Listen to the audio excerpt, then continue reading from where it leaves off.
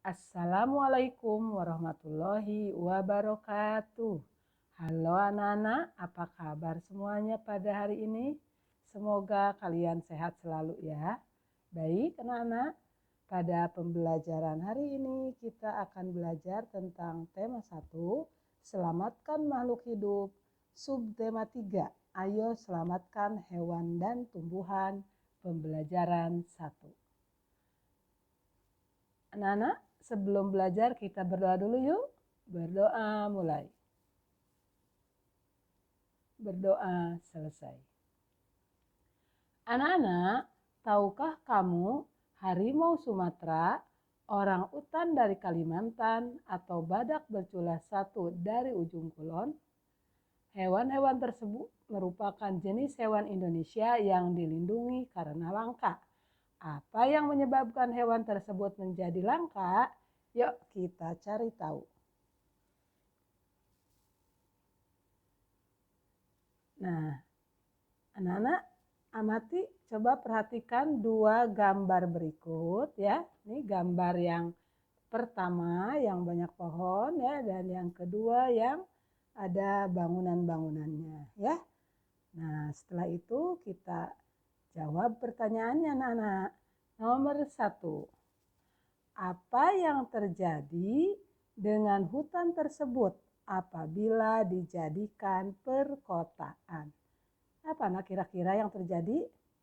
Nah, jika hutan dijadikan perkotaan, maka area resapan air berkurang anak-anak. Meningkatnya ancaman banjir dan longsor, ya kan? Nah, terjadinya juga kerusakan ekosistem dan terancamnya pelestarian flora dan fauna, ya kan? Baik, coba nomor 2 lihat. Nah, bagaimana dengan nasib hewan-hewan yang hidup di hutan anak-anak? Nah, nasib hewan yang di hutan, yang hidupnya di hutan ya, akan terancam kepunahan ya, karena hilangnya habitat mereka. Oke, nomor 3 sekarang. Di mana hewan-hewan tersebut akan tinggal jika hutan telah musnah? Jawabannya apa? Nah, kira-kira di mana coba? Yaitu jika hutan telah musnah, maka mereka tidak memiliki tempat hidup ya, maka mereka akan punah anak-anak. Oke, nomor 4 perhatikan. Bagaimana pengaruhnya terhadap kehidupan manusia jika seluruh pohon dan semua hutan di bumi ini habis? Bagaimana pengaruhnya? Yaitu anak-anak, hutan selain berperan dalam daur air, juga berperan di ekosistem, ya kan? Menyediakan oksigen bagi makhluk hidup lainnya. Hutan juga menyerap karbon dioksida. Tanpa ada hutan, maka produksi oksigen berkurang.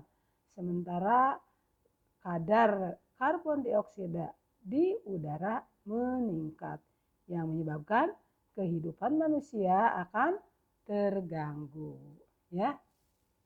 Oke anak-anak, coba lanjut perhatikan berikutnya.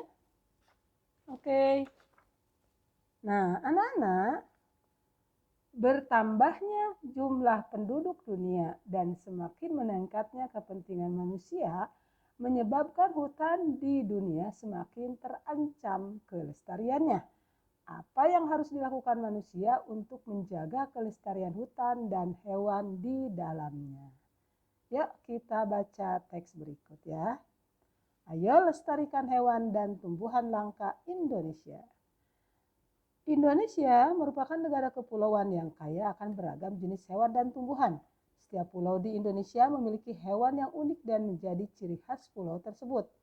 Komodo di Kepulauan Nusa Tenggara Timur merupakan salah satu contoh hewan langka yang dilindungi oleh dunia internasional. Pulau Komodo secara resmi diakui sebagai salah satu dari 7 keajaiban dunia. Pulau ini menjadi sebuah taman nasional yang dikagumi oleh masyarakat dunia. Taman nasional banyak terdapat di Indonesia, seperti Taman Nasional Tanjung Puting di Kalimantan yang melindungi orang utan. Tujuan dibuatnya adalah untuk melestarikan hewan dan tumbuhan yang semakin berkurang jumlahnya. Bertambahnya jumlah penduduk menjadi penyebab utama berkurangnya hutan tempat hidup hewan-hewan tersebut. Pembangunan gedung dan perumahan menjadi penyebab menyingkirnya hewan tersebut dari habitat aslinya. Perburuan liar mengakibatkan hewan tersebut berada di ambang kemusnahan. Ya. Nah, anak-anak, mengapa ya hewan-hewan tersebut perlu dilestarikan? Apa manfaatnya bagi kelangsungan hidup rakyat Indonesia? Kira-kira apa jawabannya?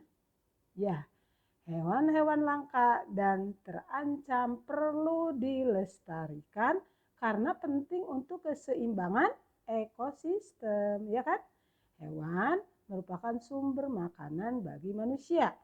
Punahnya hewan juga akan mengganggu kelangsungan hidup manusia. Oke, Nana, bagaimana dengan hewan dan tumbuhan di daerahmu, Nak? Apakah kelestariannya terjaga tidak? Ya, kita harus cari nih dan kumpulkan informasinya. Ya enggak? Oke, anak-anak, coba di situ cari informasi tentang salah satu jenis hewan yang menjadi ciri khas di wilayah tempat tinggalmu, ya. Nah, kalian kumpulkan fakta-fakta ya. Di sini tulisannya harus mencakup ciri-ciri khusus dan habitat asli. Kemudian manfaat hewan apa ditulis, jumlah populasinya, kemudian penyebab kelangkaan, kemudian langkah-langkah yang dilakukan pemerintah daerah untuk melindungi kelestarian hewan tersebut ya. Nah, ditulis nih Nak di dalam kolom ini ya, ada kolom di situ ya. Setelah nomor 6 itu ada kolomnya, ya kan? Nah, misalnya apa sih Bu ciri khas suatu daerah nih hewannya? Misalnya ada elang Jawa, ya kan? Nah, dan sebagainya. Beda-beda ya mungkin setiap orang. Baik anak-anak, itu tugasnya sayang ya. Nah, anak-anak sekarang perhatikan, kalian coba dibaca kembali ya tentang lestarikan hewan dan tumbuhan langka Indonesia ya. Nah, kamu tulis nah itunya apa namanya? Kesimpulannya, ya kan? Nah, kalian tulis kesimpulannya, apa sih kesimpulannya ya? Oke. Nah, itu gampang sekali ya. Bacalah kembali teks yang lestarikan hewan dan tumbuhan langka Indonesia ya, bacaan yang sebelumnya tuh. Nah, kemudian kalian tulis kesimpulannya. Kira-kira apa? Ayo, tulisan kesimpulannya. Kesimpulan dari bacaan tadi. Kira-kira apa, Nak? Nah, kesimpulannya adalah Indonesia ya, di sini nih. Di Indonesia memiliki beragam jenis hewan dan tumbuhan, ya kan? Nah, di sini nanti kalian tulis nih. Indonesia memiliki beragam jenis hewan dan tumbuhan. Pemerintah membuat taman nasional untuk melestarikan hewan dan tumbuhan, ya. Namun, bertambahnya jumlah penduduk menjadi penyebab utama berkurangnya hutan tempat hidup hewan-hewan. Itu nak kesimpulannya, ya. Dan kalian harus menggunakan kosakatanya yang bagus ya. Oke. Baik anak-anak, sekarang kita membaca ya. Oke. Hewan dan tumbuhan telah memberikan manfaat yang luar biasa, bukan hanya untuk penduduk Indonesia, namun juga penduduk di Asia Tenggara. Karena kondisi geografis yang sama membutuhkan pengaturan dan pemikiran agar penduduk dapat hidup berdampingan dalam memanfaatkan kondisi alamnya.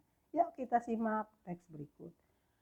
Kawasan Asia Tenggara merupakan wilayah yang luas perairannya lebih besar dibanding dengan luas daratan. Keputusan-keputusan terkait permasalahan kelautan banyak dibahas oleh sebagian besar negara-negara ASEAN. Negara-negara di kawasan Asia Tenggara mempunyai sistem pemerintahan yang berbeda-beda. Namun pada dasarnya semua berbentuk republik, kecuali Thailand, Kamboja, Laos, Malaysia, dan Brunei Darussalam yang berbentuk kerajaan. Sebagian besar mata pencaharian penduduk di Asia Tenggara adalah bercocok tanam anak-anak.